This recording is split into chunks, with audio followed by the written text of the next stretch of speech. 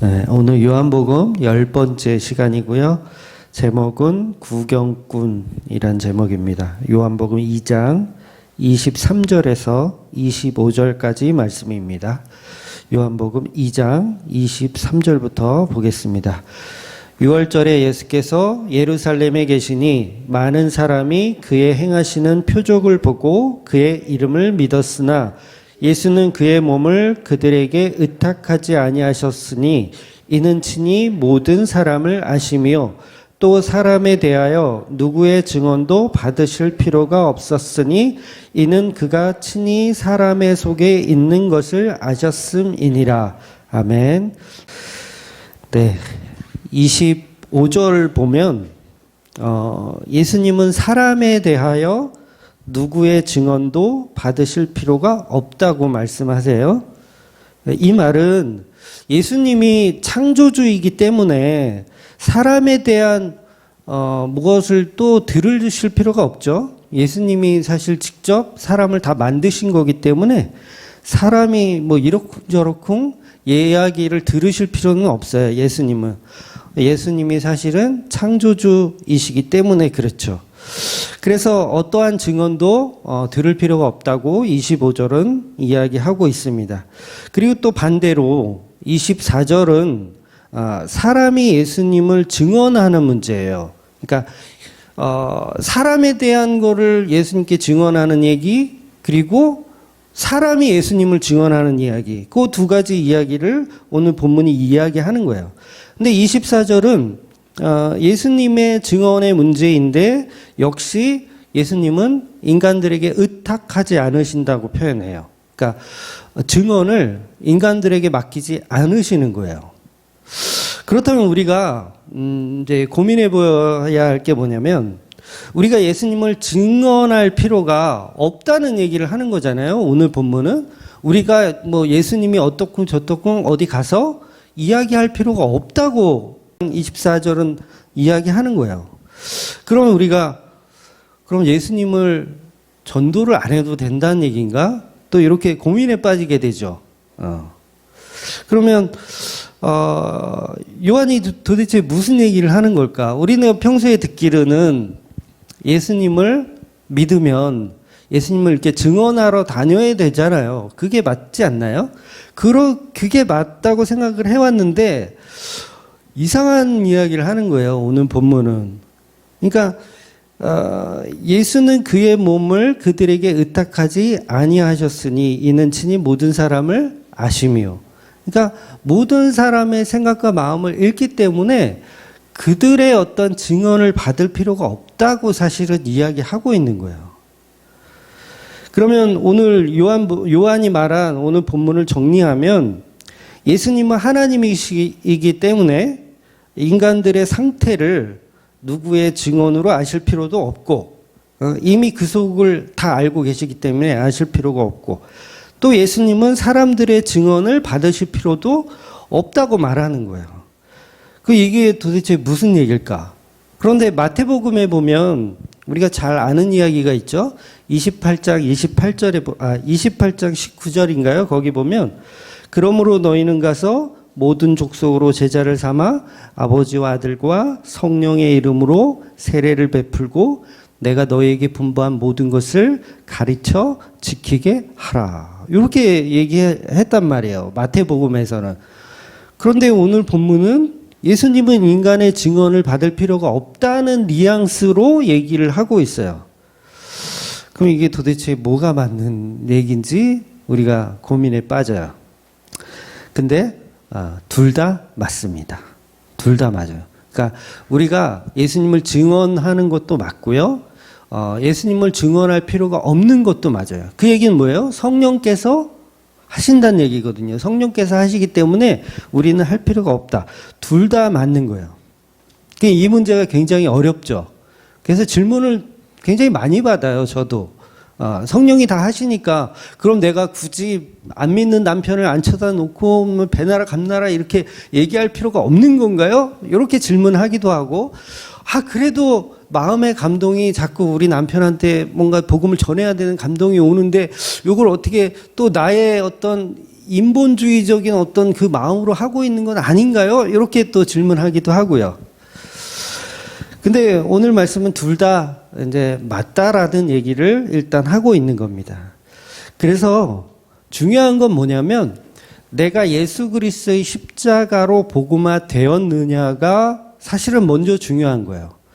그러니까 마태복음 28장에 나온 말씀은 뭐죠? 예수 그리스도의 십자가를 정확히 제자들이 이제 안 상태예요. 알고 나서 전도를 하는 것과 그 다음에 오늘 본문의 사람들은 뭐 어떤 모습으로 모여 있냐면 기적을 보고 그 기적에 감동하여서 예수님을 만나러 모인 사람들이에요. 그래서 그 사람들에게 예수님은 의탁하지 않으시는 거예요. 왜냐하면 십자가 복음이 없어요, 그들에게. 그러니까 예수님이 위탁하지 않은 거예요. 나에 대해서 증언하지 마. 이렇게 얘기하시는 거예요. 너네들은 아직 모르니까 어디 가서 털지 마. 그 얘기를 하시는 거죠. 그러니까 요한이 지금 그렇게 설명을 하고 있는 겁니다. 한마디로 증인이 되려면 정확하게 보고 듣고 알아야 하는데 소경이라는 것이죠. 오늘 본문에 나오는 아직 그 시간적 배경으로 보면 지금 그 사람들은 소경이기 때문에 예수님이 그들에게 증언을 위탁하지 않으신다는 얘기예요. 그래서 그 차이를 너무도 우리가 쉽게 알 수 있는 건 십자가가 있느냐 없느냐 그 차이로 보아야 한다는 거죠. 즉 믿음이라는 문의 시작은 십자가밖에 없다라는 거죠. 그러니까 믿음이 없으면 믿음이 없다라는 건 곧 십자가를 모른다라는 말과 똑같아요. 네, 다른 게 아니에요. 믿음이란 예수 그리스도의 십자가를 믿느냐 아니면 다른 걸 믿느냐 그 차이인 거예요. 그래서 아직 너희들은 나의 증인이 될 수 없다라는 말씀을 하는 거죠. 그래서 바른 증인이 되기 위해서는 반드시 십자가가 있어야 되는데 이 사람들은 아직 십자가의 때가 아니기 때문에 아직 그의 증인이 될 수 없다라고 이야기하는 겁니다. 그래서 예수님께서는 모세가 광야에 놋뱀을 든 것 같이 들려야만 드디어 사람들이 바른 믿음과 증인이 될 수 있다고 3장에 가면 설명을 해주세요. 3장에 가면. 그러니까 오늘은 이제 서론적인 이야기인 거죠. 그러니까 십자가 열기 전에는 증인이 없는 거예요. 십자가가 열리기 전에 그때가 되어서 십자가로 영광, 예수님 그런 표현을 하시거든요. 내가 영광을 얻기 전에 이런 표현을 하세요. 영광을 자꾸 이야기하세요. 근데 그 영광이 뭔가 봤더니 십자가더라는 거죠. 그래서 십자가로 이루기 전에는 증인이 필요가 없는 거예요. 뭘 전하겠어요? 나가서 기적 전하겠죠. 예수님께서 기적 행하신 그거 전하겠죠. 근데 그거 필요 없다라고 말씀하시는 거예요. 그러니까 중요한 건 예수 그리스도가 성전된 몸이라는 거, 사흘 만에 다시 일으키시는 그 얘기를 이해하지 못하기 때문에 그런 증언은 필요 없다. 십자가의 때가 아직 아니다라는 말씀을 해주시는 거예요. 그래서 그들이 전하는 복음은 뭐냐면 물을 포도주로 바꾼 거, 그런 기적들을 전하는 거죠. 근데 그건 복음이 아닌 거예요. 복음이 아니기 때문에 그런 증언을 할 필요가 없는 거죠. 그래서 제자들도 분명히 말씀했잖아요. 우리 지난 포도주 사건 때 봤지만 그때는 제자들이 아무도 믿지 않았는데 나중에 십자가에 달리시고 죽으시고 부활하신 후에야 이 사건이 표적임을 그때 돼서야 이해하는 거예요. 그러니까 지금 나오는 장면, 모든 장면들도 다 사람들에게는 믿음이 없는 거죠. 그래서 반복적으로 말씀하세요. 예수님은 어디 가서 나한테 기적을 내가 행한 거, 병자를 고쳐줬다. 어디 가서 말하지 마. 요거를 되게 많이 강조하세요, 예수님은. 요한복음에서는 별로 안 나오는데 다른 복음서에서는 굉장히 많이 나옵니다. 어디 가서 말하지 마. 대신에 이제 그 확정은 받아야 되니까 이제 제사장한테 가서 알리고 네가 병이 나았다라는 걸 알리고 정상적인 생활을 해. 요렇게까지만 하지 어디 가서 막 내가 기적을 봤어요. 막 이렇게 떠들지 말라고 얘기를 한단 말이에요. 왜냐하면 그들이 전하는 복음은 기껏해야 슈퍼맨 예수를 전하거든요. 히어로적 예수를 전해요. 근데 예수님은 그런 목적으로 오신 게 아니잖아요. 그러니까 기적을 보고 따른다는 것은 온전한 믿음이 아니라는 것이죠. 반드시 십자가를 경유해야 진짜 믿음이 있는 거예요. 그러니까 예배도 마찬가지죠. 예배도 십자가를 경유해야 우리가 예배 드리는 거예요. 경유하지 못하면 예배도 안 드리는 거죠. 그래서 예수님의 증인들은 반드시 성령을 받아야 되는데 그 성령이 하시는 일이 뭐라 그랬어요? 그 십자가를 증언하는 일이에요. 그러니까 성령을 받았다라는 건 곧 십자가의 복음을 알았다라고 해도 과언이 아닌 거죠. 그래서 성령을 받았다는 건 우리가 종교적으로 알고 있는 어떤 신내림의 어떤 그런 느낌이 아니에요. 신내림이 아닙니다. 그래서 성령을 받았다는 건 십자가 지신 예수님을 그리스도로 알아보는 소경이 눈을 뜬 상태. 그래서 십자가 없는 믿음은 전부 가짜 믿음입니다. 그래서 사도 바울이 성령을 받잖아요. 성령을 받을 때 어떤 음성이 들렸냐면 내가 그 예수라. 예수님이 오셔가지고 내가 그 예수라. 그런데 어떤 예수를 말하냐면 박해받아 십자가에 죽은 예수. 네가 박해하는 그 예수가 나다. 이렇게 말씀하시지. 야, 내가 병자 고친 그 예수잖아. 내가 기적을 베푼 그 예수잖아. 그런 얘기를 안 하셨어요. 내가 바로 십자가에 죽은 그 예수다. 요걸 설명하신단 말이에요. 그러니까 초능력으로 이적과 기적을 행한 예수를 소개하지 않고 십자가에 무기력하게 죽은 너 따위에게 박해받았던 나다라고 설명하시더라는 거예요. 이게 뭘 설명하는 겁니까? 십자가를 설명하는 거죠. 그래서 예수님이 찾아오시면 우리에게 십자가를 설명해 주시는 거고 성령님이 찾아오셔도 십자가를 설명해 주시는 거예요. 그래서 사도 바울이 진짜 믿음이 생기는 거죠. 여전히 초능력자 예수를 믿으면 사도 바울은 성령 받은 게 아닌 거예요. 그러니까 엉터리 믿음을 또 가질 뿐인 거죠. 그래서 믿음 없는 도마에게 나타났을 때도 그러잖아요. 도마에게도 야, 내가 기적을 베푼 예수잖아. 이렇게 설명했나요? 아니죠. 내 손을 봐라. 내 발을 봐라. 내 옆구리를 봐라. 십자가에 죽은 예수다. 이걸 설명한단 말이에요. 이게 복음이라는 거예요. 그래서 십자가에 죽은 예수를 그리스도로 믿지 않으면 그건 다 믿음이 아닌 거예요. 그래서 예수님의 전도는 제자인 도마에게도 십자가를 전했다라는 거죠. 기적의 예수로 나타나지 않았고. 그래서 손과 발의 못자국을 보고 믿음 없는 사람이 되지 말고 믿음 있는 사람이 되라고 말씀하신 거예요. 도마는 분명히 수많은 기적들을 보았고 체험했던 인물이에요. 그런데 그건 믿음 아니라고 말씀하시는 거예요. 믿음 없는 사람이 되지 말고 십자가에 죽은 예수가 부활하고 그리스도가 되심을 믿어라. 이게 진짜 믿음이다. 그래서 믿음 없는 사람이 되지 말고 믿음 있는 사람이 되어라 라고 얘기하는 거예요. 제가 예수님이었다면 아마 그랬을 거예요. 막 염력을 막 보여줘. 컵을 막 혼자 막 움직이게 해가지고 봤지? 내가 초능력자 그 예수 맞지? 이렇게 설명할 것 같은데 예수님은 못자국 보아라. 십자가에 무기력하게 죽었던 너의 스승 나 예수다. 이렇게 설명을 하더라는 거죠. 그래서 그걸 보고 믿어야 진정한 믿음이라는 거죠. 나머지는 다 가짜 믿음이라는 거예요. 즉 십자가에 죽은 예수를 믿는 것이 성령 받은 상태이고 그 성령을 받은 사람만이 예수님의 증인이 될 수 있더라는 거예요. 그래서 사도행전 1장 8절은 이렇게 얘기합니다. 오직 성령이 너에게 임하시면 너희가 권능을 받고 예루살렘과 온 유다와 사마리아와 땅끝까지 이르러 내 증인이 되리라. 성령 받으면 증인이 되는데 그 성령은 반드시 십자가 지신 예수 그리스도를 알게 되는 상태를 이야기하는 거예요. 너무도 쉽게 이해가 되시죠?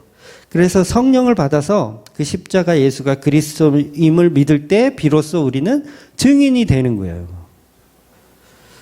그래서 증인이 여기서 보면 1장 8절에서 증인이 되어라, 노력해라, 뭐 이런 것도 아니고 그냥 되리라. 선포해요. 그냥 될 거다. 선포해요. 증인이 되어야 할지 말아야 될지 고민할 필요가 있어요, 없어요? 없어요. 내 남편을 앉혀놓고 내가 복음을 설명해야 돼, 말어? 막 이걸 고민할 필요가 없는 거예요. 근데 아직도 고민되죠. 목사님 전도를 해야 돼요. 말아야 돼요. 성령께서 하시니까 내 뼈로 둬야 돼요. 제가 가서 앉혀놓고 얘기를 해야 돼요. 그러니까 이 부분이 이제 정리가 안 돼서 제가 오늘 아주 퍼펙트하게 정리를 해드릴게요. 이게 막 헷갈리는데 이게 이제 이런 거와 같죠. 어떤 행함 있는 믿음, 뭔가를 행해야 되는 믿음. 그러니까 전도는 어쩜 행위에 대한 쪽이잖아요. 행위에 대한 쪽. 그리고 성령께 맡겨드리는 건 어떻게 믿음에 대한 쪽. 그래서 요 두 진영이 서로 싸우죠. 그러니까 야고보의 진영과 바울의 진영과 야고보서와 로마서가 서로 부딪히는 것처럼 싸워요. 근데 사실 같은 이야기를 하는 거거든요. 같은 이야기. 그러니까 두 책을 놓고 우리는 씨름하죠. 남편을 앉혀놓고 막 설명해야 되는 거는 야고보서 이야기인 것 같고, 근데 로마서는 아니 성령님이 하실 거니까 내버려 둬야 되는 거가 맞는 것 같기도 하고. 근데 제가 간단하게 설명해 드릴게요. 아주 쉽게 설명드리면 비유가 좀 더럽습니다. 네, 죄송하지만 더럽습니다. 근데 사실은 예수님도 이런 비유를 사용하셨거든요. 그래서 상관없을 것 같아서 어차피 창조의 섭리이니까 설명드릴게요. 식사 전에 이런 말씀 드려서 죄송한데 행위와 믿음은 똥 마려운 것과 같습니다. 똥 마려운 것과 같아요. 그러니까 뒤로 나오는 것은 저와 여러분이 내 의지로 얼마큼 참을 수 있을까요? 나는 한 이틀? 일주일 이상 참으실 수 있나요? 그거는 아마 좀 문제가 있는 거죠. 한 달을 참을 자신 있다, 나는. 그럼 병원 가셔야 돼요. 그런 분은 관장하셔야 됩니다. 그러니까 평생 이게 나오는 거를 내 의지로 틀어막을 수가 없잖아요. 그러니까 믿음과 행위는 이와 같아요. 제가 어릴 때는요, 기름진 음식을 많이 안 먹어서 그런지 이렇게 매일 볼일을 보지 못했거든요. 그러니까 어릴 때는 신호가 오면 갔어요.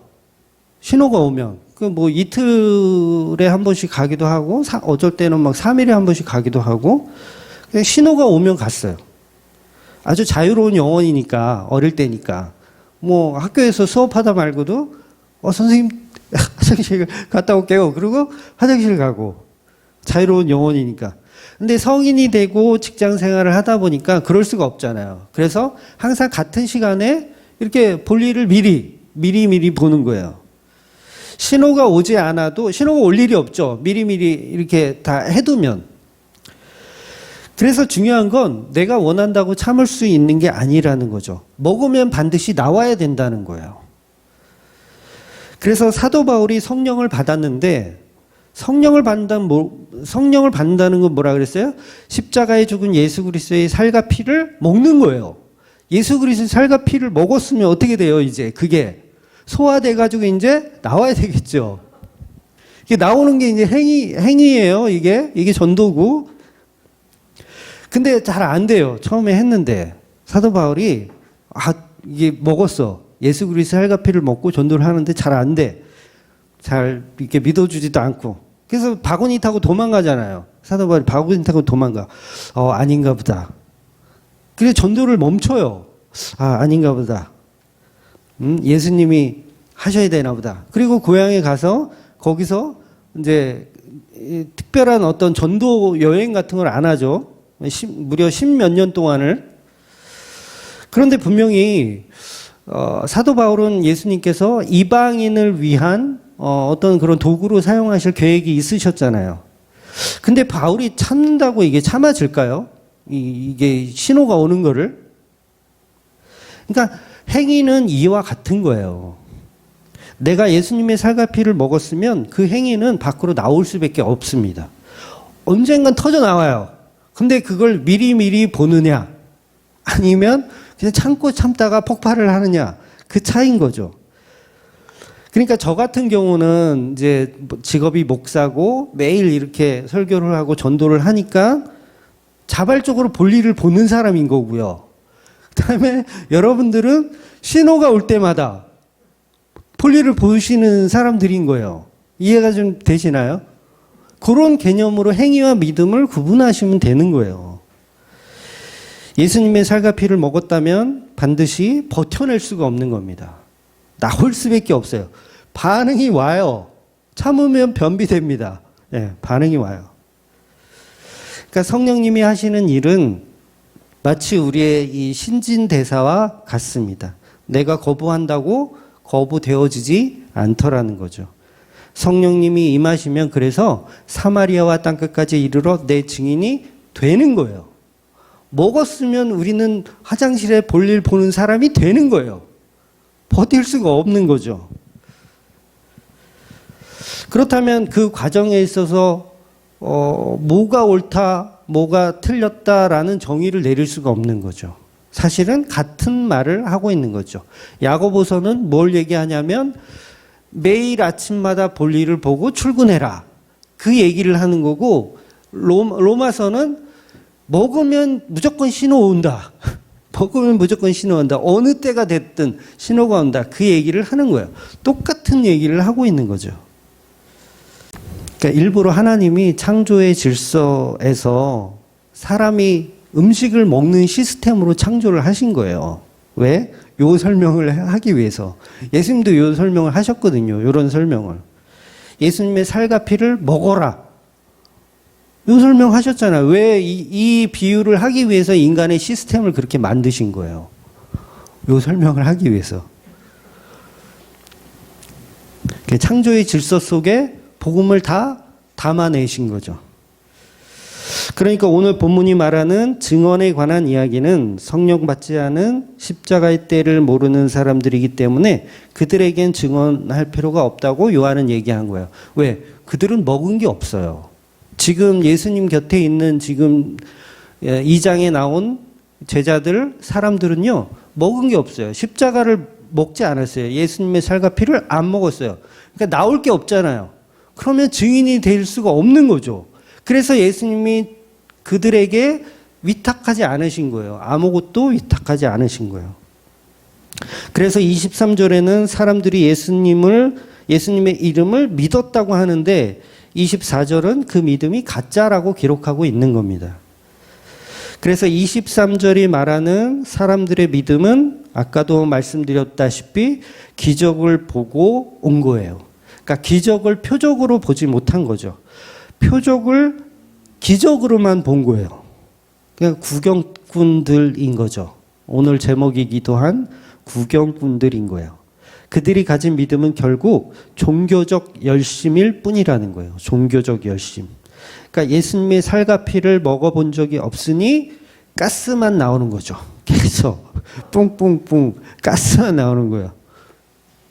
그러니까 교회 안에 방구 끼는 사람들 얼마나 많아요? 네, 오늘 좀 비유가 오늘 제목을 방귀 끼는 사람 이렇게 하려다가 이건 좀 아닌 것 같아서 네, 참았는데, 즉 믿음은 예수님의 살과 피, 십자가를 먹지 않으면 믿음이 있는 듯 하지만 믿음이 없는 가짜라는 거예요. 그래서 예수님은 가짜 믿음을 가진 사람에 대한 어떠한 증언도 받지 않으시는 겁니다. 제가 매주 설교로 사경회로 복음을 전하고 있는데 말씀을 전하고 있는 저도 예수님의 십자가가 없다면 저 역시 가짜라는 거죠. 그래서 진짜 설교자는, 진짜 복음 전하는 자는 반드시 예수님의 피와 십자가라는 큰 주제를 벗어날 수가 없어요. 왜? 먹은 게 그거니까. 먹은 게 그거니까 거기서 큰 틀에서 벗어날 수가 없는 거예요. 여러분, 수박을 먹으면요, 수박씨가 나오더라고요. 참외를 먹으면 참외씨가 나오더라고요. 저만 그런가요? 그러니까 어떤 목사가 예를 들어서 오늘 본문을 가지고 설교를 하는데 23절의 뉘앙스가 그거잖아요. 그 이름을 믿었으나라고 하죠. 믿었으나 이 부정적 문장이 딱 들어가요. 믿었으나 아니라는 얘기죠. 믿었으나 그러니까 사람들이 믿음이 없다라는 건 문자적으로 이해는 해요. 뭐 목사님들이 다 대학 나온 사람들이니까 문자적으로 이해는 해. 그래서 설교를 하는데 어떻게 하냐면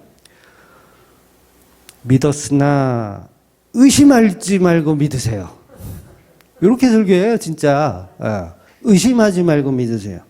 지금 예수님 주변에 있는 지금 2장에 나오는 사람들은 기적을 봤지만 그 기적을 그냥 나의 것으로 만들지 못했어요. 라는 식으로. 진짜 믿어야 돼요. 물을 포도주로 바꿔보라니까? 왜 이걸 안 믿어요? 이런 식으로 믿음을 더 강조해요. 근데 믿음의 믿음을 강조하는 게 아니라 지금 요한복음은 십자가를 믿는 게 진짜 믿음이다. 그걸 강조하고 있더라는 거죠. 십자가를 믿어야 진짜 믿음이라는 거예요. 그래서 다음 장에 보면 니고데모와 대화에서 그 십자가가 선명하게 드러나는 거예요. 오늘 본문은 니고데모와 이 대화하기 위한 서론을 쓰고 있는 거예요. 요한이 지금 니고데모와의 대화. 그러니까 사실 2장과 3장은 사실 연결해서 봐야 되는데 내용이 너무 길어가지고 제가 그냥 끊었는데 즉 어떤 목사가 아무리 설교를 잘해도 그 십자가 예수님을 믿지 않으면 아무리 설교하고 증언하고 그 증언을 예수님은 하나도 받지 않으신다는 거예요. 십자가가 없어버리면. 그러니까 25절에 사람의란 단어, 안드로포스라는 단어예요.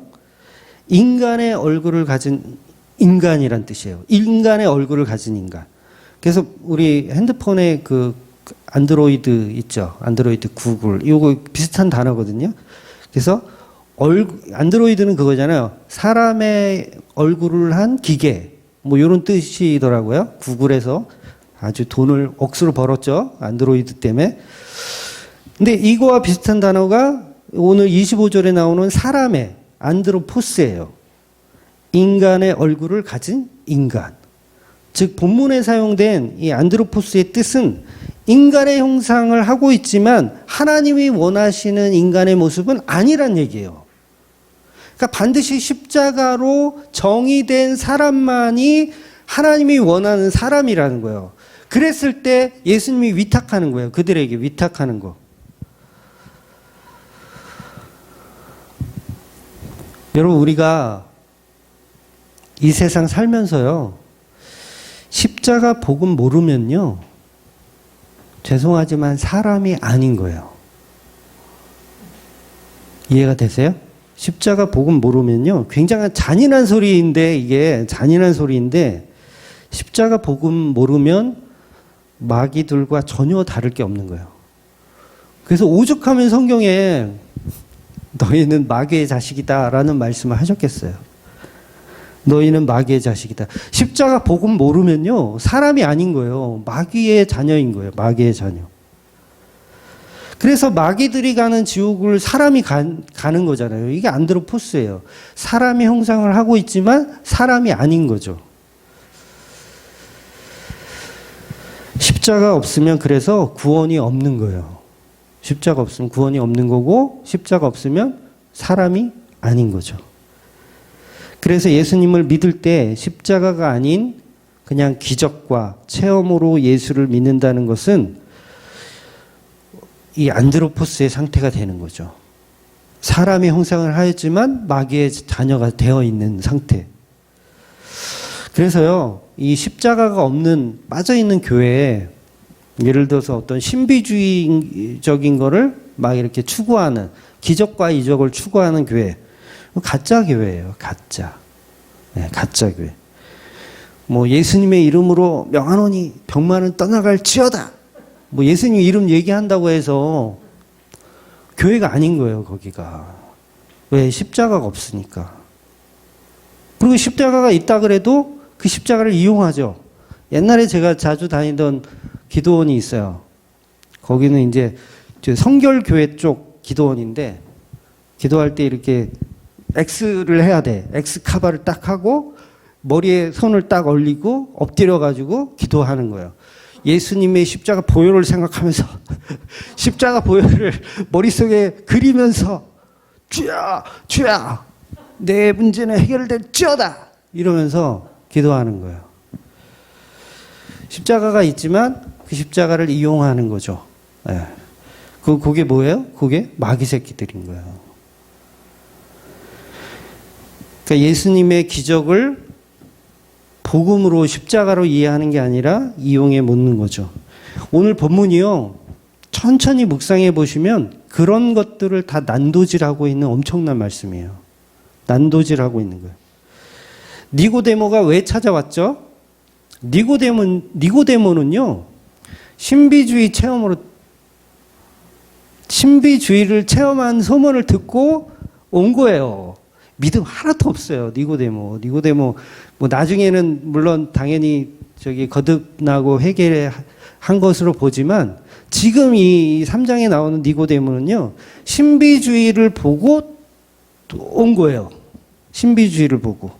그걸 예수님이 부셔버리는 거예요. 3장에서 부셔버려요. 가면을 벗겨버리는 거죠. 아주. 그래서 23절에 보고라는 단어가 데오레고라는 단어인데 이 단어는 구경하다라는 뜻이에요. 구경하다. 니고데모 왜 왔어요? 구경하러 온 거예요. 기적과 이적을 할 수 있는 구약에 우리가 기다렸던 메시아인가 보다 하고 구경하러 온 거예요. 구경하러. 그렇게 구경하러 오는 사람들이 마귀 새끼들인 거예요. 이런 자들에게 증인을 맡길 수가 없다는 이야기를 오늘 본문이 하는 거고요. 그래서 뭐 교회들이 막 치유 집회니 막 잔뜩 모여서 난리 브루스를 치는데 마귀 새끼들이 모여서 예수님 흉내내는 가짜들인 거죠. 절대 그런 데는 현혹되지 마세요. 네, 현혹되지 마세요. 그건 예수 믿는 게 아니고 예수님을 구경하는 쪽에 서 있는 겁니다. 기적과 이적을 체험하고 예수님을 구경하는 거예요.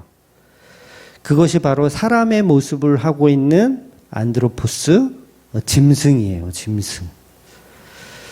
그래서 23절에 그 이름을 믿는다는 건 십자가로 연결하지 못하면 그냥 가짜 믿음이라는 거죠. 그러니까 얼마나 중요해요. 십자가가. 기독교에서 십자가를 빼버리면 아무것도 남지 않는 거죠. 그래서 오늘 본문이 서론적으로 그 가짜 믿음의 상태에 있는 사람들을 등장시켜서 이제 3장에 나올 니고데모에 대한 이야기를 서론으로 깔고 있는 거죠.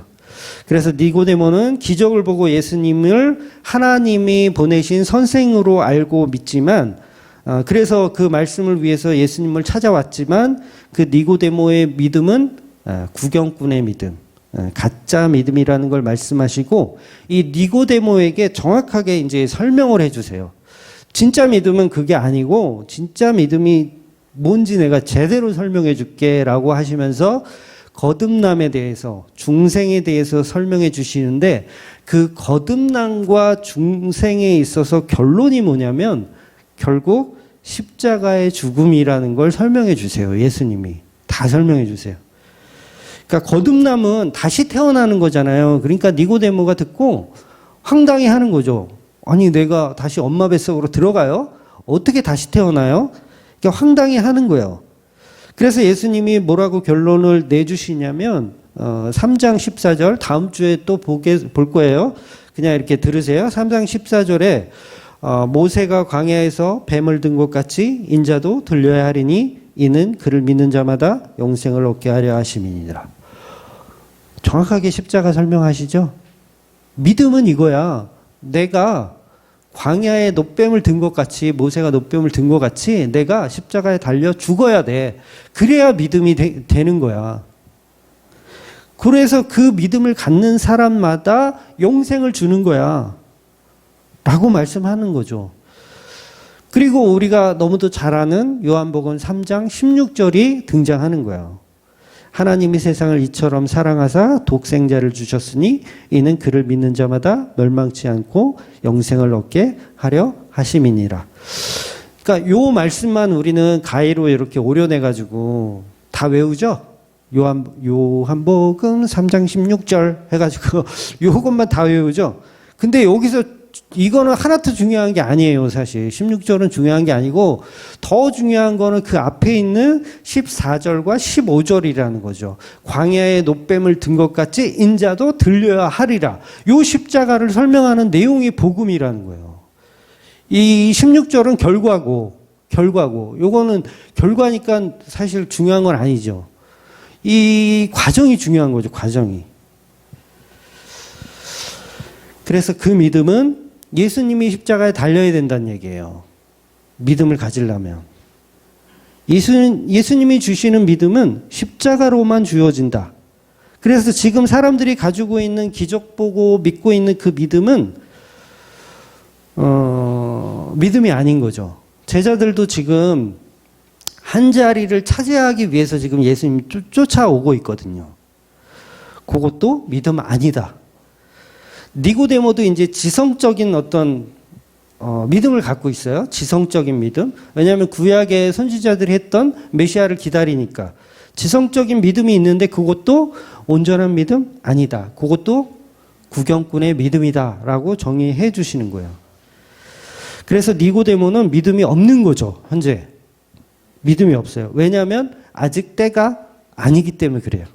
아직 십자가에 이루어지지 않았으니까 믿음은 예수님이 십자가로 완성해 주셔야 그 살과 피를 먹어야 믿음이 생기는 거예요. 그러니까 예수님이 십자가 달리기 전에 모세, 다윗 이런 사람들 믿음 있어요, 없어요? 믿음 없는 거예요. 그 사람들도. 모세, 다윗 죽음을 보지 않고 올라간 지금 누구 있죠? 네? 엘리야도 있고 에녹도 있고 그 사람들까지도 믿음이 없는 거예요. 예수님이 십자가에 달려서 이루실 때 비로소 모세 믿음이 있는 자가 된다고 선포가 되는 거고 다윗도 믿음 있는 자가 선포가 되는 거예요. 그러니까 제자들이 예수님을 따라 다녔는데 십자가로 완성해야 믿음 있는 자로 칭함을 얻는 거예요. 저와 여러분도 마찬가지죠. 예수님이 십자가 없는 상태의 믿음은 종교적 상태예요, 그냥. 그러니까 이 십자가가 얼마나 중요한 거예요. 십자가로 이루시지 않으면 우리는 그냥 종교적 생활을 하는 겁니다. 믿음이 있을 수가 없어요. 그런데 교회 안에 이런 종교적 가짜 믿음들이 아직도 가득하고요. 저와 여러분 마음 속에도 가득하게 들어 있습니다. 신학교 이제 나와서 교회 간판을 걸고 운영을 하는데 예수님의 십자가 피, 살과 피가 없는 교회가 아마 90%가 넘을 거예요, 지금. 예, 제가 다 일일이 다 확인은 안 해봤지만 유튜브 상에서 이게 보면 우리 교단 목사님들 보면 90% 이상 저는 피가 없다고 생각해요. 예, 개인적인 생각이지만 십자가 없는 교회들이 뭘 주장할까요? 이웃 사랑하는 교회. 이런 걸 주장하는 거예요. 이웃을 사랑하는 교회. 건강한 교회 만들기, 윤리적으로, 도덕적으로 괜찮은 교회 만들기, 깨끗한 교회 만들기, 구제하고 봉사하는 교회 만들기. 요런 봉사들을 하지만 십자가가 없으면 그건 종교 집단이라는 거예요. 그냥 종교 집단. 그래서 예수님은 그 가짜 믿음을 가진 자들에게 오늘 본문에서 자기의 몸을 의탁하지 않으신다고 말씀하시는 거예요. 교인들은 교회는 운영하는데 십자가 지신 예수님이 없고, 다음 주가 종료주일이잖아요. 다음 주가 종료주일인데 1년에 한 번 고난주간 보내요. 그러면서 십자가 한 번 묵상해요. 한국 교회들이 그래요, 지금. 다음 주에 종료주일이라니까 종료주일이 뭔지도 몰라요, 사실. 종료주일이 종료가지를 흔들어서 호산나 외치고 그건가 보다 하지 십자가와 연결 짓지도 못해요. 고난주간이나 돼야 이제 종료주일부터가 이제 고난주간이거든요. 고난 주간 되어서 목사가 이제 막 얘기하죠. 새벽에 이제 우리 특별 새벽기도 한다고 나오라. 그러면 이제 십자가 조금 들어. 그 기간만. 근데 바로 부활적으로 오면 이제 끝이야. 1년 동안 이제 십자가 얘기는 들을 일이 없는 거죠. 그러니 얼마나 심각한 문제냐는 거죠. 그러니까 다 부활절만 기다리죠. 누가요? 목사가. 복채 많이 거두려고. 예? 그러니까 예배 드리는 교인들이 없는 거죠. 1년 내내 예배 드리는 교인들이 없는 거예요. 그분의 살과 피를 먹고 마시는 게 예배인데 예배를 안 드리는 거예요. 그래서 예수님이 말씀하시는 자기의 몸. 무엇을 말하죠? 지난주에 우리가 봤지만 성전된 예수님의 몸, 십자가에 죽으실 유월절 어린 양을 말씀하시는 거예요. 그래서 오늘 본문의 시작도 보면 유월절에 예수님께서 예루살렘에 계셨지만 예수님의 십자가를 어린 양으로 알아보는 사람이 없으니 아무에게도 예수님의 몸을 의탁하지 않으신다고 말씀하시는 거예요. 이렇게 믿음 없는 사람들이 교회를 운영해요, 지금. 믿음 없는 사람들이. 교회라는 허상을 이렇게 운영하는 거죠. 그래서 교회 안에 엉뚱한 것이 가득 차 있고요. 저와 여러분의 속에 엉뚱한 것들이 가득 차 있어요. 그래서 그 인간들 속에 엉뚱한 것들이 가득하다는 말씀을 25절에서 하시는 거예요. 네. 내 속에 내가 너무 많은 거죠. 그러니까 교회들이 전부 썩어 없어질 인간들의 쓰디쓴 욕망들을 추구하면서 교회를 하는 거예요. 교회 안에 그런 욕망을 채우기 위한 즐거움으로 가득합니다. 제가 가끔 말씀드리지만 절이 악할까요? 교회가 악할까요? 네. 교회가 더 악하다는 거예요. 왜냐하면 교회는 절은 예수님을 이용해 먹진 않잖아요. 하나님을 이용해 먹진 않잖아요. 근데 목사들은 하나님을 이용해 먹더라는 거죠. 교인들은 하나님을 이용해 먹어요. 그러니까 최소한 스님들은 그 정도는 안 하거든요. 스님들은. 그러니까 교회가 더 악하다라고 제가 말씀드리는 거예요. 그래서 우리에게 주시는 구원은 그 허상 속에서 뭔가를 잘 이루어가는 것이 아니라 그 허상에서 빠져나오는 거예요. 허상에서 빠져나온 거. 그래서 제가 요한복음 1탄 할 때 말씀드렸잖아요. 이 세상은 자각몽 속의 세상이다. 자각몽 속에서 막 은행을 털고 막 살인하고 막 죄를 막 져요. 폭행하고. 근데 아무리 죄를 져도 그 자각몽 속에서 막 회개하고 자복해. 무슨 의미가 있어요? 그게. 윤리 도덕적인 어떤 자각몽 속에서 내가 잘못한 것들을 막 회개해. 이거 회개가 아니에요. 회개는 뭐냐면 빠져나오는 거예요. 그 자각몽 속에서 빠져나오는 게 회개예요. 그래서 예수님은 천국을 누굴 보내주냐면 윤리 도덕을 회개한 사람을 천국에 보내주는 게 아니고요.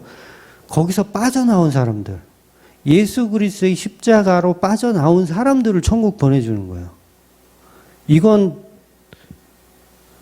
굉장히 어려운 얘기인데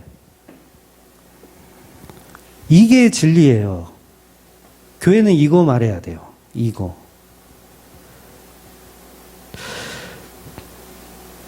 그래서 기독교는요, 내가 진짜 은행 강도로 살았어도 내가 폭행으로 막 전과가 10범이야.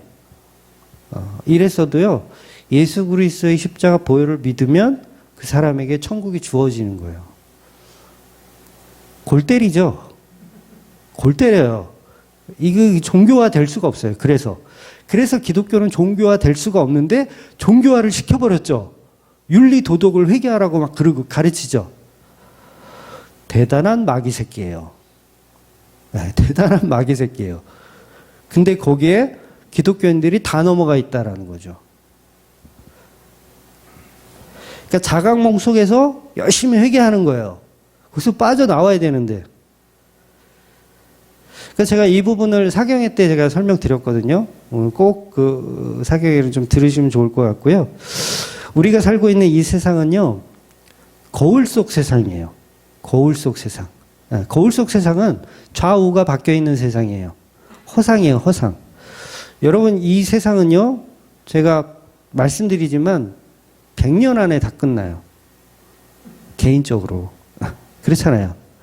100년 안에 다 끝나요, 개인적으로. 100살을 더 사실 수도 있겠구나.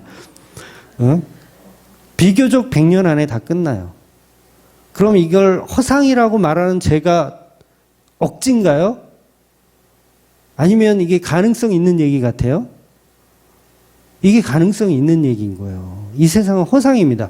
그냥 100년 정도 있다가 스쳐 지나가는 곳이에요, 이곳은. 그래서 허상이라고 말할 수 있는 거예요. 그래서 그 거울 속 세상인 거죠, 허상. 그래서 유일한 탈출구는 예수님의 십자가. 그래서 예수님이 피투성이 된 몸으로 그 거울 속 세상 유리를 부시고 나가신 거예요. 우리는 그 길을 따라 허상에서 빠져나가는 거죠. 자각몽 속에서 이제 현실로 가는 거죠. 그걸 복음이라고 얘기하는 거예요. 그런데 가짜들은 십자가 없는 종교를 말하고 그 종교를 통해서 탈출구를 찾으려고 애를 씁니다. 허상 속에서 애를 쓰는 거죠. 흔히 종교에서 말하는 해탈, 불교에서 주로 이제 말하죠. 해탈의 개념. 그러니까 제가 종교에 대해서, 다른 종교에 대해서는 잘 모르지만, 습자지 지식으로 좀 말씀드리면, 다른 종교의 해탈의 개념을, 기독교적으로 말하자면, 이걸 종교적으로, 기독교적으로 말하자면, 기독교에서 해탈의 개념은 뭐냐면, 예수님의 십자가라고 정의할 수 있어요. 기독교에서 해탈 그러면, 예수님이 십자가예요, 무조건. 십자가. 십자가를 바로 보는 것이 기독교적 해탈이에요. 그러니까 저와 여러분이 예수 그리스도의 십자가에 죽으신 그리스도로 믿으면 여러분들은 기독교적으로 해탈하신 분들이에요. 해탈하신 분들. 그걸 다른 말로 기독교적 용어로 성령 받았다라고 표현하는 거고요. 그런데 지금의 교인들은요, 성령 받은 사람이 아무도 없는 거죠. 왜? 예수 그리스도의 십자가를 전혀 모르니까. 해탈이 없는 거예요. 그걸 가짜 믿음이라고 오늘 본문이 이야기하는 거고요. 그래서 이 해탈이라는 말이 기독교 용어가 아니니까 좀 오해는 마세요. 그러니까 불교에서는 이 최종적인 어떤 해탈의 개념을 뭐라고 얘기하냐면 성불이라고 얘기해요. 성불. 그래서 성불이 뭐냐면 자기가 부처가 되는 거예요. 자기가 신이 되는 거죠. 자기가 부처가 되는 거. 그런데 기독교의 성불은요, 십자가 지신 예수님을 믿는 거예요. 요게 최종 성불이에요. 기독교적으로 보면. 요걸 믿음이라고 하고 요걸 구원이라고 해요. 그러니까 십자가를 믿는 걸 해탈, 성불했다라고 표현할 수 있는 거죠. 우리 집사님들 다 성불하신 거예요. 예수님의 십자가를 믿으면. 그 개념인 거예요. 그러니까 세계의 수많은 종교들은요, 그런데 이런 해탈의 개념을 다 갖고 있잖아요. 근데 그 개념이 어떤 개념이냐면, 서닥과 먹은 하나님처럼 되는 거. 성불. 하나님이 되는 거잖아요. 하나님처럼 되는 거. 그런데 이런 종교적 열심들이 다 엉터리라는 거죠. 그런데 아직도 교회에 앉아서 우리가 종교적인 해탈을 꿈꿔요. 그걸 성화라는 이름으로 기독교에서도 예수님 되려고 그래요. 이해가 되시죠? 성화 그러면 뭐예요? 예수님처럼. 예수님과 같이. 똑같이 되자. 이게 뭐예요? 종교에서 말하는 성불이에요. 그걸 기독교가 성화라는 이름으로 써먹고 있는 거예요. 끔찍한 일이죠. 대단한 마귀 새끼들이에요. 그러니까 종교에서 말하는 해탈의 개념은 스스로 깨닫는 거잖아요. 스스로 깨닫는 거. 근데 기독교는 스스로 깨닫는 게 아니고 성령이 나를 깨닫게 해주시는 방식이에요. 전혀 다르죠. 그래서 기독교가 말하는 해탈은 내가 깨닫는 게 아니고 나의 자아 밖에서 들어오는 거. 요 차이가 있어요. 그래서 예수님의 십자가로만 완성된 믿음을 갖는 것을 기독교적 해탈이라고 할 수 있습니다. 화장실 가고 싶은 신호는 내가 원하든 원치 않았든 때가 되면 옵니다. 무조건 때가 되면 와요. 이게 기독교적 믿음인데 교인들은 자기 스스로 만들어낸 논리적이며 철학적인 것들을 찾죠. 한마디로 선악의 개념으로 정의롭다라고 생각하는 종교를 만들어요. 선악의 개념으로. 계속 이 선악과 먹은 게 아직도 그걸 써먹는 거예요. 그리고 기독교의 해탈의 경지로 가려고 막 성화적인 걸로 노력을 하죠. 그러니까 쉽게 설명드리면 이런 거예요. 기독교에서 보면 예를 들어서 한경직 목사님, 굉장히 이제 존경하는 우리 신학생들은 거의 다 존경하는 목사님이고, 또 오카른 목사님 하면 뭐 네노라는 한국을 대표하는 어떤 바른 교회관을 만드신 목사님. 근데 이런 목사님들을 우리 기독교에서는 어떻게 보냐면 이런 분들을 불교에서 뭐 법정 스님이나 아니면 성철 스님 같은 분으로 만들려고 해요. 이해가 되시죠? 그러니까 옥하는 목사님을 성철 스님이나 법정 스님 같은 위대한 인물로 만들려고 노력을 하는 거예요. 부단히 노력을 해요, 교회들이. 그런데 이게 기독교의 본질하고 전혀 안 맞는 거예요, 이게. 요걸 종교라고 하는 거예요, 종교. 그러니까 기독교는 자기 부인인데 이 자기 부인은 불교에서 말하는 무아하고 달라요. 개념 자체가 다른 거예요. 그러니까 자기 부인은 뭐냐면 각자 우리가 예수 그리스도의 십자가를 지고 예수님 따라가는 거. 그러니까 오늘 본문에 6월절에 모여있는 예수님의 기적을 본 사람들도 바로 이런 종교적 개념으로 예수님을 이용하고 있는 거예요. 우리 한국교회가 그러는 것처럼. 그러니까 저와 여러분도 마찬가지고요. 이것을 죄라고 얘기해요, 성경이. 이것을 죄다. 그러니까 예수님이 성전된 몸을 그들에게 의탁하지 않으시는 거예요. 지금 한국 교회는요, 예수님의 십자가 피가 없는 설교들이 곽강을 받고 있어요. 네. 그러니까 제가 이제 유튜브로 이제 어떤 목사님들의 설교를 우리 한국 교인들이 많이 듣나 이렇게 좀 많이 검색을 좀 해보거든요. 그럼 순위가 딱 나오잖아요. 우리 대번에 이제 뭐 유명한 목사님들 순위가 나와요. 구독자들이 막 굉장히 많더라고요. 뭐 20만 넘으신 목사님들도 있더라고요, 구독자가. 이건 굉장히 센세이션한 일이에요. 코로나 때문에 그런 것 같아요. 코로나 때문에. 그러니까 교인들이 다 이제 인터넷으로 예배를 드리다 보니까 유튜브 구독자들이 많이, 유명한 목사님들 구독자들이 많이 늘었더라고요.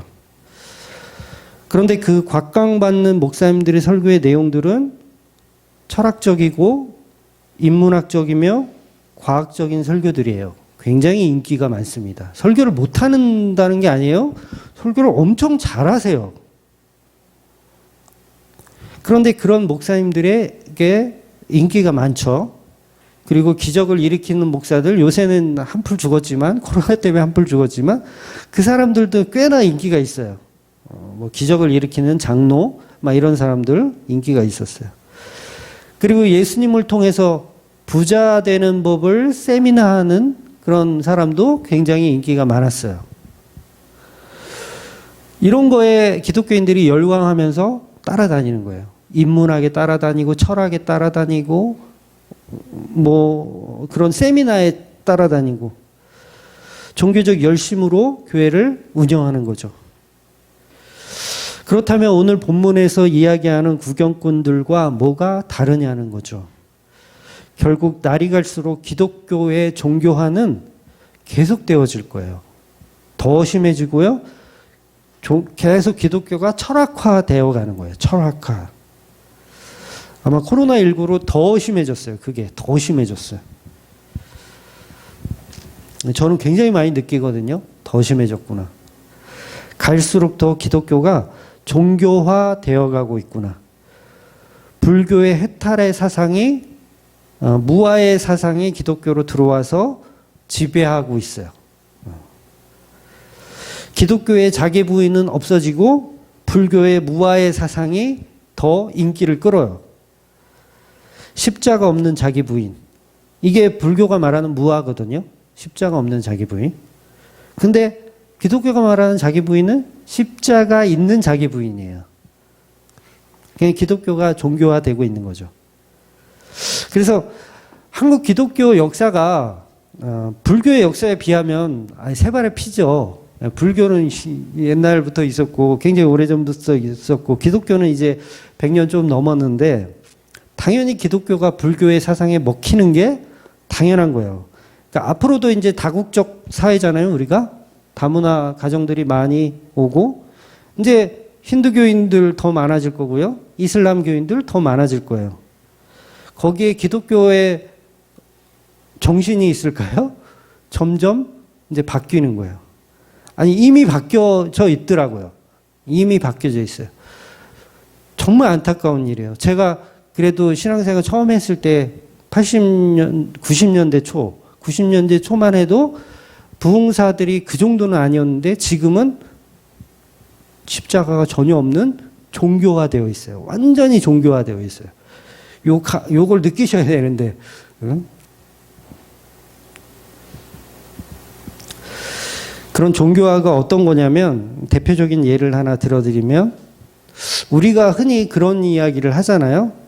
모든 것은 마음먹기에 달렸다. 모든 것은 마음먹기에 달렸다. 이게 뭐냐면 이게 원효대사가 이야기한 거거든요. 원효대사가 이야기한 거. 불교적 철학입니다. 마음먹기에 달려있다. 그래서 왜 해골물 사건도 그거잖아요. 유학을 가려다가 당나라로 유학을 가려다가 해골물 드시고 시원하게 마셨는데 아침에 일어나 보니까 그게 해골물이었어. 와, 그리고 막 토해. 그 모습을 자기가 스스로 느끼고 내가 시원하게 먹었는데 결국은 인간의 마음먹기에 달렸구나 라고 당나라 유학을 포기하시고 다시 돌아오시잖아요. 이게 종교예요. 종교. 사람의 마음먹기에 달려있다. 그렇다면 기독교에는 어떤 이런 사상이 있을까요? 예를 들면 주일날 여행을 가요. 주일날 여행을 가. 제가 지난주에 그랬죠.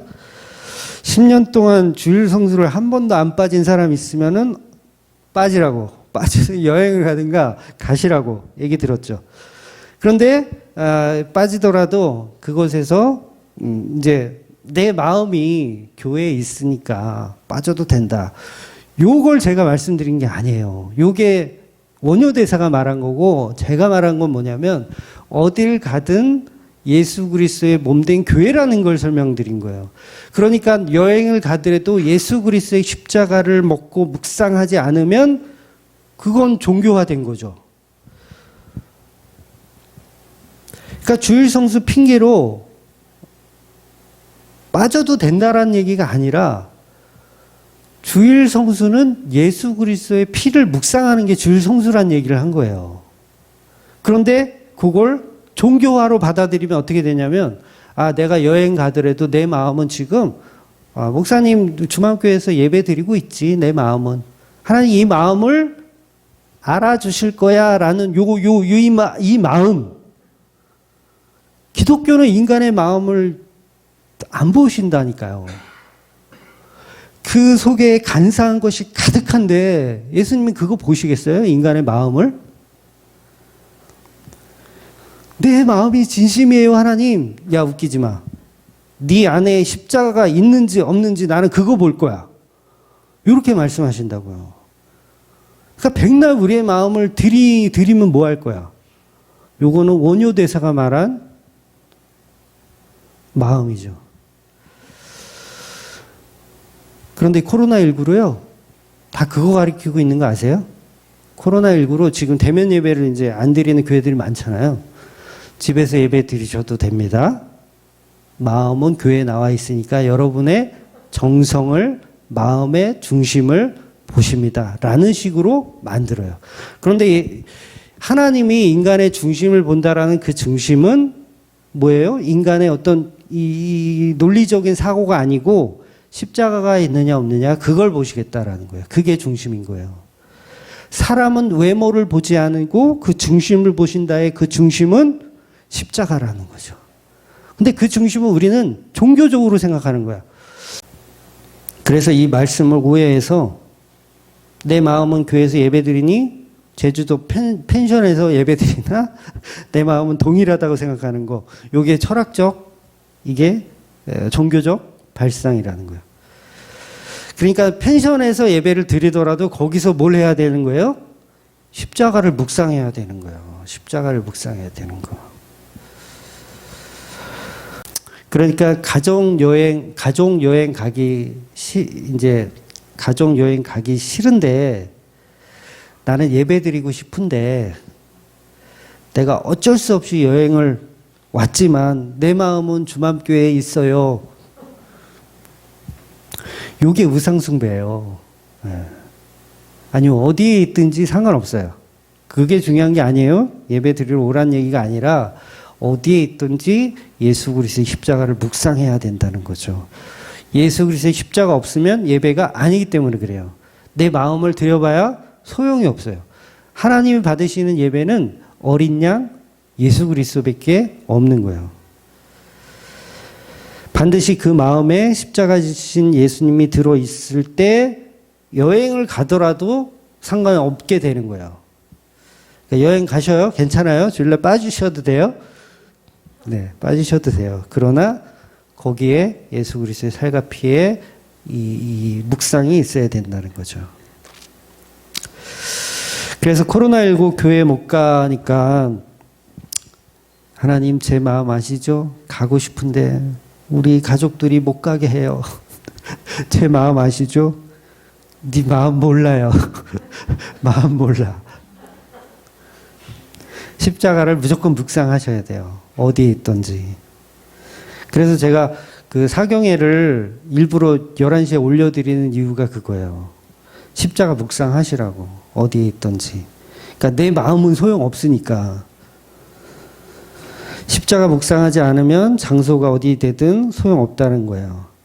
그래서 뭐 지성이면 감천, 그런 얘기는 종교적 가르침입니다. 하나님은 십자가만 받으십니다. 십자가 지신 예수만 받으세요. 그것만이 구원이고 그것만이 예배이고 그것만이 신앙생활입니다. 나의 정성과 마음의 소원 이런 거 다 소용이 없는 거예요.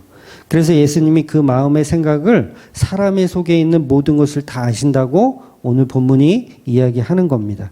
그래서 불교에서는 이 개념을 원효대사가 이제 잘 정리를 한 거고, 요건 안 좋은 케이스예요. 종교라는 얘기예요. 원효대사가 훌륭하다는 얘기가 아니라 그게 종교라는 거예요. 그런데 그 해골물 사건을 그대로 가지고 기독교가 써먹고 있는 거예요. 해골물 사건을 그대로 갖다가 기독교가 써먹어요. 마음 먹기에 달렸다. 우리의 마음이 중요하지.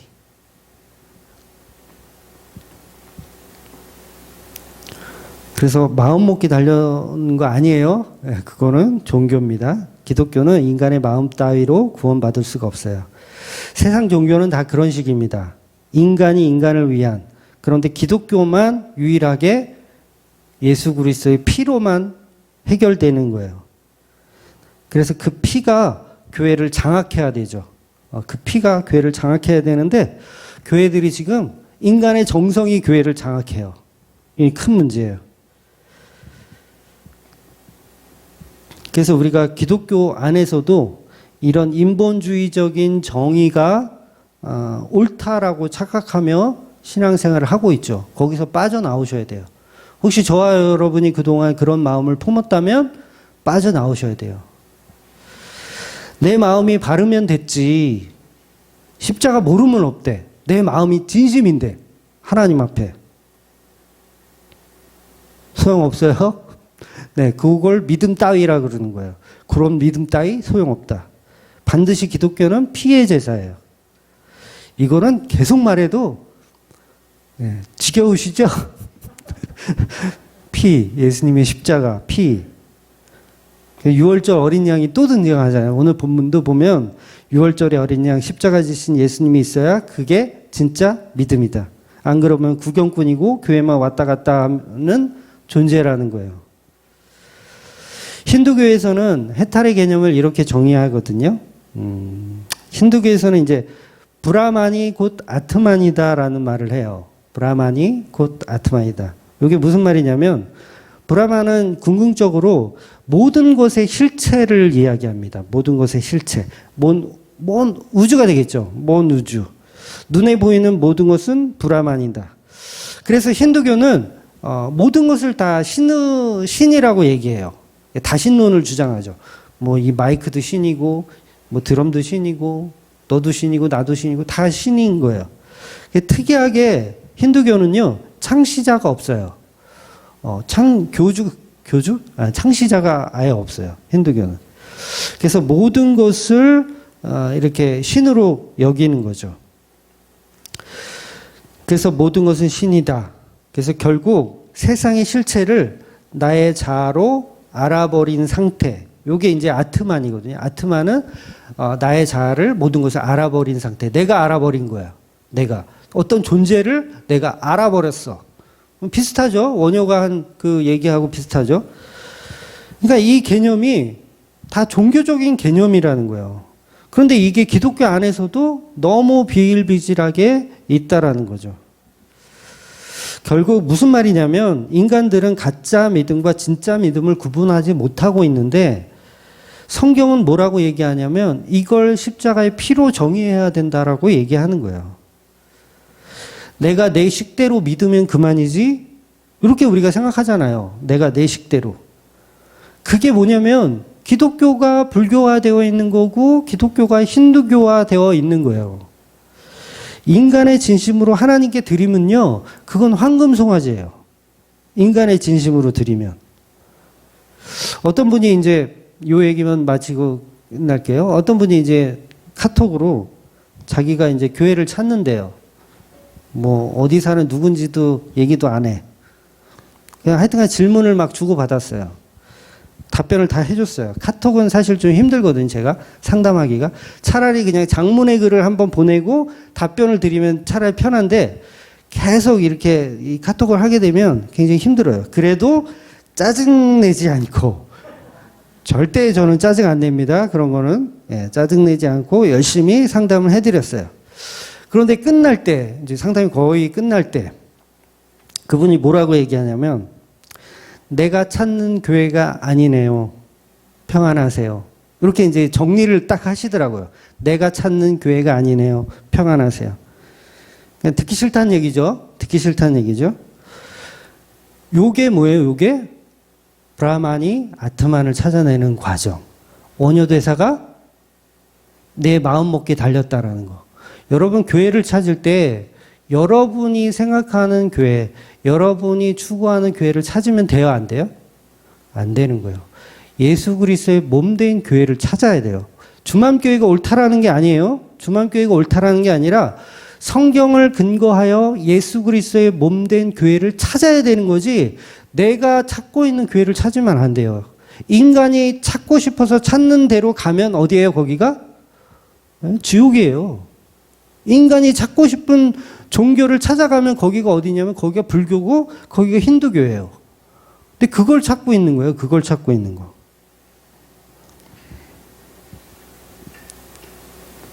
그러니까 신앙생활을 하고 싶은 게 아니라 종교생활을 하고 싶은 거죠. 그분은. 왜? 자기가 추구하는 교회를 찾으니까. 저도 제가 추구하는 교회를 하잖아요. 저도 목사니까 제가 추구하는 교회가 있어요. 없겠어요? 그런 교회가 있어요. 저는 정말 화려한 교회를 원해요. 막 한 달에 한 번씩 뮤지컬 공연도 하고요. 막 콘서트도 하고요. 그 다음에 하여튼간 멋있는 건 다 하고 싶어. 요게 내가 추구하는 교회예요. 제가 없다는 게 아니에요. 근데 그걸 안 하잖아요, 제가. 안 하는 이유가 뭐예요? 절제하는 이유가 뭐예요? 그건 내가 추구하는 교회이기 때문에 절제하는 거예요. 앞으로 할지도 몰라요. 시험 들지 마세요. 이해가 되시죠? 내가 추구하는 교회를 찾아가면 결국은 뭐가 되냐면 내가 신이 되는 거예요. 내가 브라만이 되는 거예요. 내가. 그건 아닌 거죠. 그러니까 성경이 말하는 주님의 몸된 교회로 가야 되는 거죠. 우리는. 그런데 지금의 교인들은 다 자기 취향에 맞는 교회를 찾아가요. 그러니까 어디가 인기가 많겠어요? 철학적으로, 종교적으로 설교를 잘하는 목사님한테 많이 몰리는 거예요, 사람들이. 그래서 교회는 점점 대형화되는 거죠. 그래서 이런 사람들의 생각과 이런 모든 것이 이제 우상숭배라는 거죠. 그래서 이 철학적, 종교적 이 사상에서 우리는 반드시 빠져나와야 하는 것입니다. 그래서 기독교는 온전히 인간의 믿음, 인간의 추구하는 사상 이런 건 소용없고 오직 예수님의 십자가로만 정의되어져야 한다는 겁니다. 그래서 그런 구경꾼들이 되지 마시고 오직 예수 그리스도의 피로 증인된 삶을 살아내시는 저와 여러분이 되시기를 주의 이름으로 축원드리겠습니다. 아멘. 기도하겠습니다.